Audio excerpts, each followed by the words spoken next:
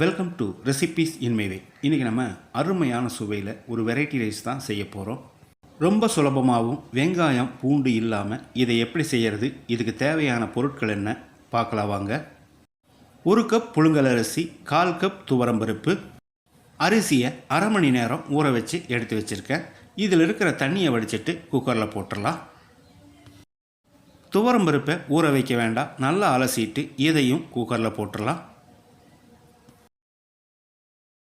2 பச்சை மிளகாய் நீல வாக்கில் நறுக்கினது, 2 டேபிள் ஸ்பூன் பொடியாக நறுக்கின இஞ்சி, மீடியம் சைஸில் 5 தக்காளி நறுக்கினது, இது 1/4 கிலோ அளவு, 1/4 டீஸ்பூன் மஞ்சள் தூள், 1/4 டீஸ்பூன் பெருங்காயத்தூள்,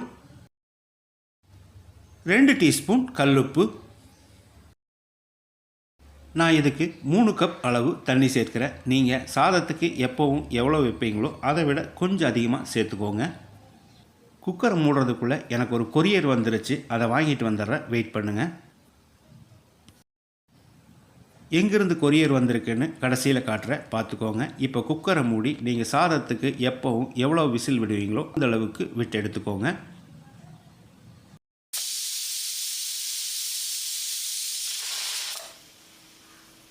மூணு விசில் வந்து ப்ரெஷர் அடங்கிருச்சு. இப்போ திறந்துடலாம்.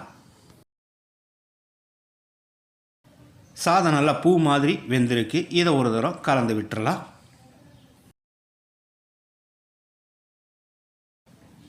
இப்போ இதுக்கு ஒரு தாளிப்பு கொடுத்துடலாம்.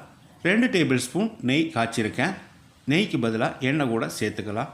1 டீஸ்பூன் கடுகு,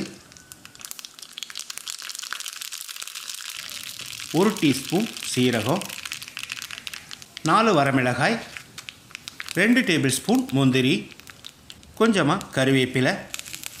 இது எல்லாமே நல்லா பொரியிற அளவுக்கு கலந்து விட்டு சாதத்தில் ஊற்றிடலாம். இதோடைய பொடியாக நறுக்கின மல்லி இலையும் தூவி கலந்து விட்டுடலாம். வெங்காயம் பூண்டு இல்லாமல் அருமையான சுவையில் நான் செஞ்சுருக்கிற இந்த தக்காளி சாதத்தை இதே மாதிரி இதே அளவுகளோடு நீங்கள் செய்து பாருங்கள். இந்த வீடியோ பிடிச்சிருந்தா லைக் பண்ணுங்கள், கமெண்ட் பண்ணுங்கள், ஷேர் பண்ணுங்கள். சப்ஸ்கிரைப் பண்ணாதவங்க சப்ஸ்கிரைப் பண்ணுங்கள், மறக்காமல் பெல் பட்டனை கிளிக் பண்ணுங்கள். எனக்கு வந்த கொரியர் யூடியூப்பில் இருந்து தான் வந்திருக்கு. இது என்னங்கிறத நீங்களே கெஸ் பண்ணிக்கோங்க.